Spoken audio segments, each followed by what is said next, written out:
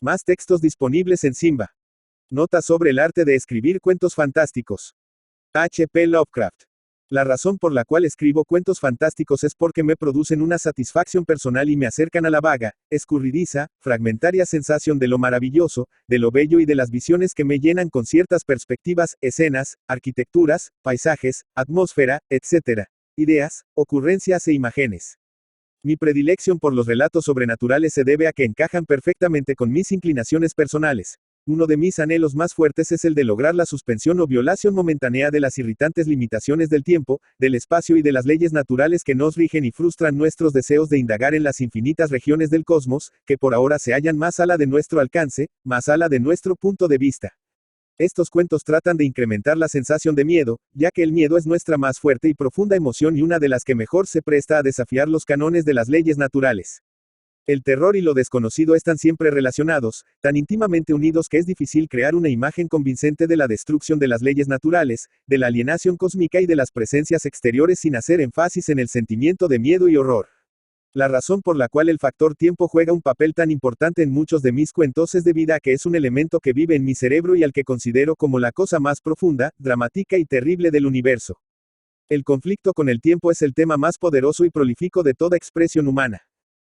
Mi forma personal de escribir un cuento es evidentemente una manera particular de expresarme, quizá un poco limitada, pero tan antigua y permanente como la literatura en sí misma.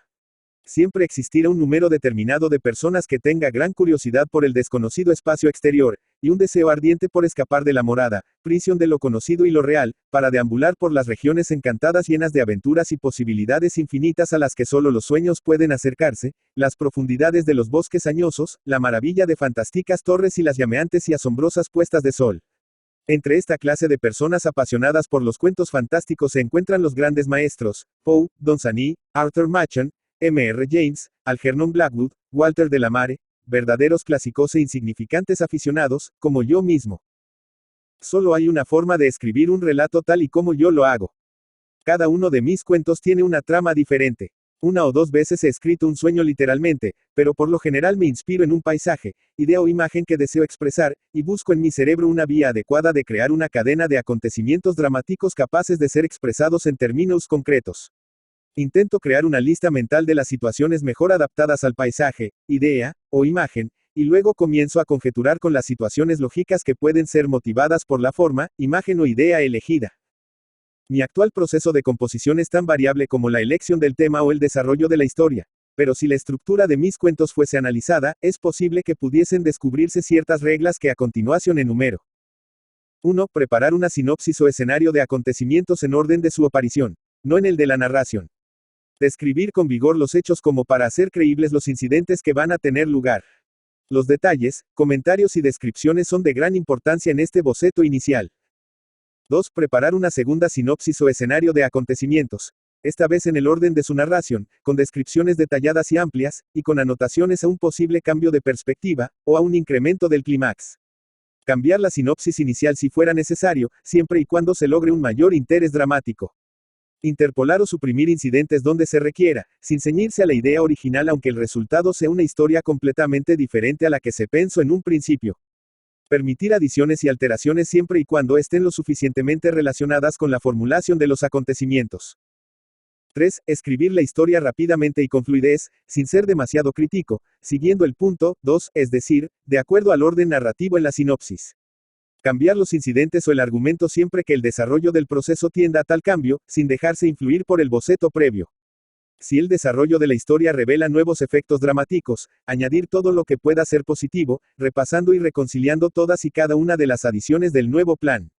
Insertar o suprimir todo aquello que sea necesario o aconsejable. Probar con diferentes comienzos y diferentes finales, hasta encontrar el que más se adapte al argumento.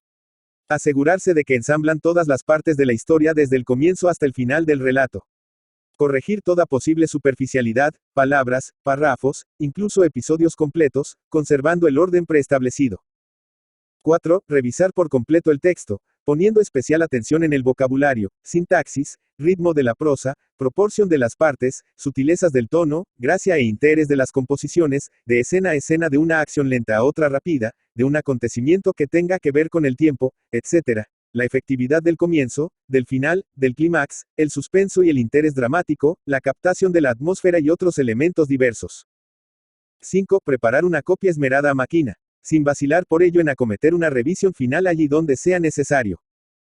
El primero de estos puntos es por lo general una mera idea mental, una puesta en escena de condiciones y acontecimientos que rondan en nuestra cabeza, jamás puesta sobre papel hasta que preparo una detallada sinopsis de estos acontecimientos en orden a su narración.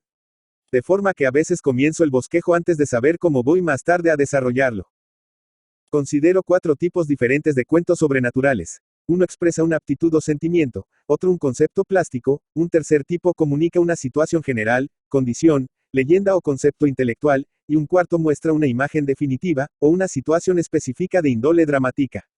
Por otra parte, las historias fantásticas pueden estar clasificadas en 2 amplias categorías. Aquellas en las que lo maravilloso o terrible está relacionado con algún tipo de condición o fenómeno, y aquellas en las que esto concierne a la acción del personaje con un suceso o fenómeno grotesco. Cada relato fantástico, hablando en particular de los cuentos de miedo, puede desarrollar 5 elementos críticos. A. Lo que sirve de núcleo a un horror o anormalidad, condición, entidad, etc. B. Efectos o desarrollos típicos del horror. C. El modo de la manifestación de ese horror. D. La forma de reaccionar ante ese horror. E. Los efectos específicos del horror en relación a las condiciones dadas. Al escribir un cuento sobrenatural, siempre pongo especial atención en la forma de crear una atmósfera idónea, aplicando el énfasis necesario en el momento adecuado. Nadie puede, excepto en las revistas populares, presentar un fenómeno imposible, improbable o inconcebible, como si fuera una narración de actos objetivos. Los cuentos sobre eventos extraordinarios tienen ciertas complejidades que deben ser superadas para lograr su credibilidad, y esto solo puede conseguirse tratando el tema con cuidadoso realismo, excepto a la hora de abordar el hecho sobrenatural. Este elemento fantástico debe causar impresión y hay que poner gran cuidado en la construcción emocional. Su aparición apenas debe sentirse, pero tiene que notarse. Si fuese la esencia primordial del cuento, eclipsaría todos los demás caracteres y acontecimientos, los cuales deben ser consistentes y naturales, excepto cuando se refieren al hecho extraordinario. Los acontecimientos espectrales deben ser narrados con la misma emoción con la que se narraría un suceso extraño en la vida real. Nunca debe darse por supuesto este suceso sobrenatural. Incluso cuando los personajes están acostumbrados a ello, hay que crear un ambiente de terror y angustia que se corresponda con el estado de ánimo del lector. Un descuidado estilo arruinaría cualquier intento de escribir fantasía seria. La atmósfera y no la acción, es el gran desideratum de la literatura fantástica. En realidad, todo relato fantástico debe ser una nítida pincelada de un cierto tipo de comportamiento humano. Si le damos cualquier otro tipo de prioridad, podría llegar a convertirse en una obra mediocre, pueril y poco convincente. El énfasis debe comunicarse con sutileza, indicaciones, sugerencias vagas que se asocien entre sí, creando una ilusión brumosa de la extraña realidad de lo irreal. Hay que evitar descripciones inútiles de sucesos increíbles que no sean significativos. Estas han sido las reglas o moldes que he seguido, consciente o inconscientemente, ya que siempre he considerado con bastante seriedad la creación fantástica. Que mis resultados puedan llegar a tener éxito es algo bastante discutible. Pero de lo que sí estoy seguro es que, si hubiese ignorado las normas aquí arriba mencionadas, mis relatos habrían sido mucho peores de lo que son ahora. Fin. H. P. Lovecraft. Howard Phillips Lovecraft, Providence, Estados Unidos, 20 de agosto de 1890, Ibidem, 15 de marzo de 1937, conocido como H. P. Lovecraft, fue un escritor estadounidense, autor de novelas y relatos de terror y ciencia ficción. Se le considera un gran innovador del cuento de terror, al que aporta una mitología propia, los mitos de Cthulhu, desarrollada en colaboración con otros autores y aún vigente. Su obra constituye un clásico del horror cósmico, una corriente que se aparta de la temática tradicional del terror sobrenatural, satanismo, fantasmas, incorporando elementos de ciencia ficción, razas alienígenas, viajes en el tiempo, existencia de otras dimensiones. Lovecraft cultivó asimismo la poesía, el ensayo y la literatura epistolar. Se le considera uno de los autores más influyentes del siglo XX en el género de la literatura fantástica. El nombre de Lovecraft es sinónimo de ficción de horror. Sus escritos, particularmente los mitos de Cthulhu, han influido desde los años 60 a los autores de ficción a lo largo y ancho del mundo, y se pueden encontrar elementos lovecraftianos en novelas, películas, música, videojuegos, cómics y dibujos animados. Por ejemplo, los villanos de Gotham City en Batman son encarcelados en el asilo Arkham, en Arkham, una invención de Lovecraft. Muchos escritores modernos de terror, como Stephen King, Bentley Liddell o Joe R. Lansdale, por nombrar a unos pocos, han citado a Lovecraft como una de sus más importantes influencias.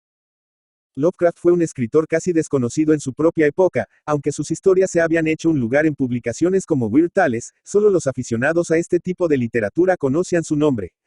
De entre ellos, mantenía regularmente correspondencia con otros escritores contemporáneos, como Clark Ashton Smith y August Derleth, gente que se convirtió en buenos amigos suyos, incluso sin haberse nunca conocido en persona.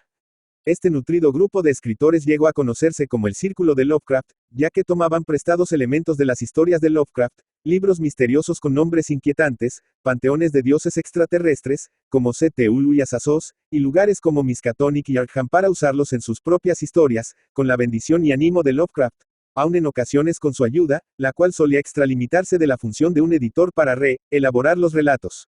Fueron los esfuerzos del Círculo de Lovecraft, particularmente August Derleth, tras la muerte del autor, los que evitaron que el nombre y las historias de Lovecraft desaparecieran completamente en la oscuridad.